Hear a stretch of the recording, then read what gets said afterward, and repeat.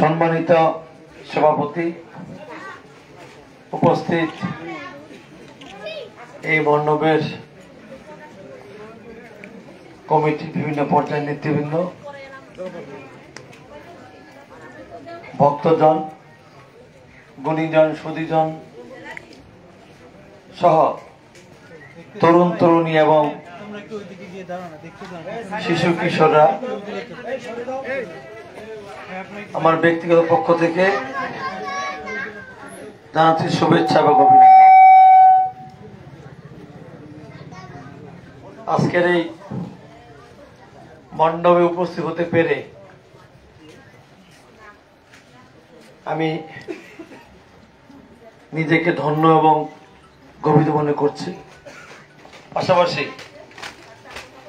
আমার ব্যক্তিগত পক্ষ থেকে আমাদের দল, জাতীয়তাবাদী দল তথা বিএনপির পক্ষ থেকে সনাতন ভাইদেরকে জানাচ্ছি শারদীয় শুভেচ্ছা। শারদীয় দুর্গাপূজা এটা শুধু আমাদের সনাতন ভাইদের একাই ধর্মীয় উৎসব নয়, আমাদের প্রাচীন বাংলা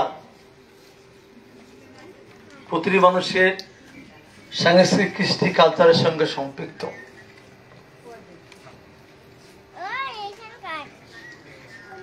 এই পূজার মধ্য দিয়ে ন্যায়কে সুপ্রতিষ্ঠিত করা এবং মা দেবী যেমন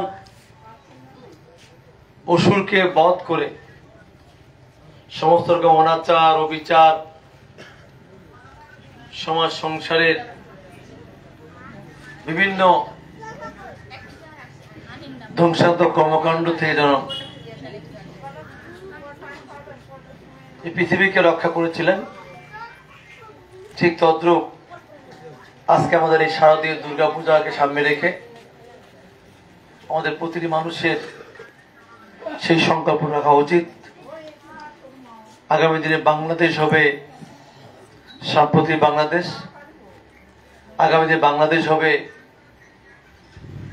ভ্রাতৃত্ববোধের বাংলাদেশ, আগামী দিনে বাংলাদেশ হবে হিন্দু, মুসলমান, বৌদ্ধ, খ্রিস্টানের বসবাসের বাসযোগ্য বাংলাদেশ। আমরা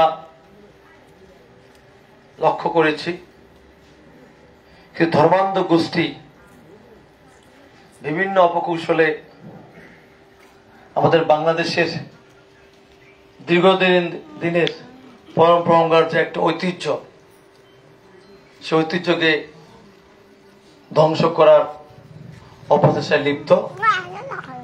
আমি আজকে শুধু এই শারদীয় দুর্গাপূজার সপ্তমীতে আমি তরুণ তরুণীদের কাছে এটুকু আহ্বান জানাবো। বর্তমান বিশ্ব ইন্টারনেট এবং প্রযুক্তির বিশ্ব, সেই বিশ্বে তোমাদের কাছে প্রত্যাশা বেশি। সামাজিক যোগাযোগ মাধ্যম এবং এই প্রযুক্তি ব্যবহার করে কোন অপশক্তি যেন আমাদের দীর্ঘদিন ঐতিহ্য, আমরা হিন্দু মুসলমান একসঙ্গে বসবাস করে আসছি, সেটা যেন কোনোভাবেই নস্যাৎ করতে না পারে এবং ধর্ম মানুষকে বিভেদ নয়, ধর্ম মানুষকে শান্তি, ঐক্য এবং একসঙ্গে যার যার ধর্ম সম্মান নিয়ে বসবাস করার এবং পালন করার যে নির্দেশনা দেয়, আমি আশা করব আজকের এই শারদীয় দুর্গাপূজায় আমরা সেই শপথ নেব। আগামী দিনে বাংলাদেশ হোক সাম্প্রতিক বাংলাদেশ, আগামী দিনে বাংলাদেশ হোক ভ্রাতৃত্ববোধের বাংলাদেশ, আগামী দিনে বাংলাদেশ হোক আমাদের মানবিক বাংলাদেশ। এই কথাগুলো বলে আপনাদের সবাইকে শারদীয় শুভেচ্ছা জানিয়ে আমার বক্তব্য শেষ করছি। সবাইকে ধন্যবাদ।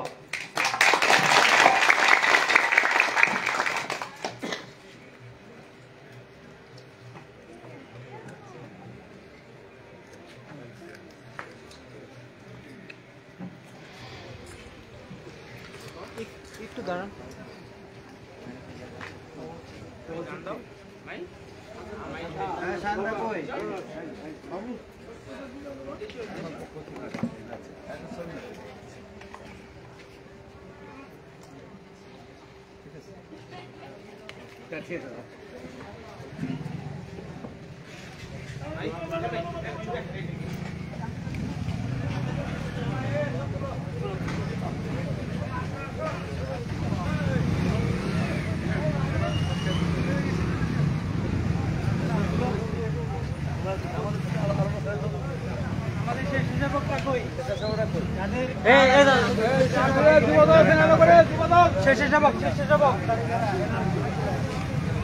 যাও যাও আগে যাও।